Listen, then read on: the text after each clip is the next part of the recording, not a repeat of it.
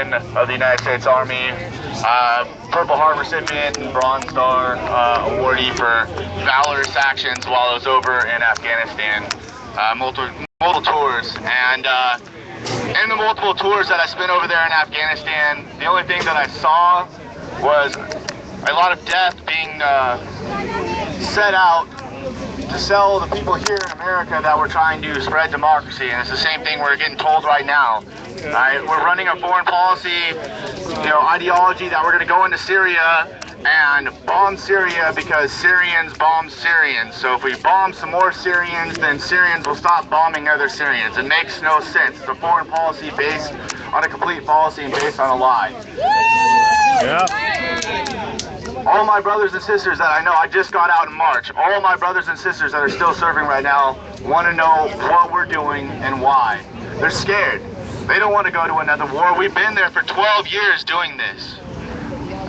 When we look at the American people, so many of them still, they use September 11th as the reason for us to do this. If you were one of those 2,976 people who died on that day, regardless of what you believe, would you want 2.5 million people killed in your name? No. And it's still going on. It's still spreading. We're $17 trillion in debt. We have people right now on park benches across the street who can't afford food, who have nowhere to live, and yet we have money for bombs. Yep. 22 veterans a day are committing suicide. That's the numbers from the Veterans Affairs Administration, all right? That's not me making things up. That's the government telling you that 22 veterans a day are taking their own lives.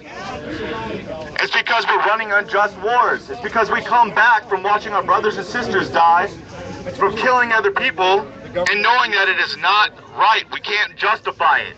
And this has been an ongoing cycle. I'll send you a copy when I'm done with it. I came back from Afghanistan the last time in 2011. I came back hardly being able to walk. Got hit by a rocket propelled grenade and fractured my neck in 2 places. And through all those injuries, having to go through rehab and get myself back up, being on methadone, being drugged out, all the things that the Army sends and puts at you to try to get you to go away and be a zombie. Through all of that, I was able to identify that I more closely represented the will of the people of Afghanistan than I did of my own people here. If someone came here and occupied our land for 12 years and we picked up weapons and got them off of our streets, we would be viewed as patriots, not terrorists. But yet we use that word to describe anything. We use it for anybody who we try to racially profile, that we try to make out to be something that they're not. These people are patriots. They don't have televisions. They didn't see September 11th. All they knew is that people showed up in their country and started bombing them. It's going to be the same thing if we go into Syria. The people there in Syria are not going to understand why we're dropping bombs, and they're not going to have the ability to stop it. All they're going to have the ability to do is run, pick up their family members, take them to the hospitals that'll next be bombed out, because that's what we do, and it's what we did in Iraq, that's what we did in Afghanistan, and that's what we're going to send out as a message of peace. And then we're going to send contractors in to make billions of dollars to fix it all up after we blow it to the ground.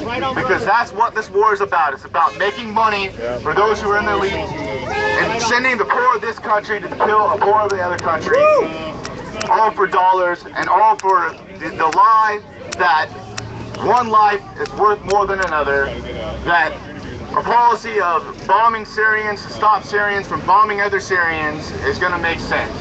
So until we do something, we get more people here, like we have right now, around the world. This is, there's a good amount of people here right now, but if you look at this movement and imagine this in every city in America, everybody coming out here and supporting these things and having your friends come out and do this, this is what makes a difference, because this is what shows the people of Syria and Egypt and Libya that we are not represented by our government right now. The American people do not want any more war, and it's time to stop it. No war! No war! Thank you all for coming out. Peace. Great.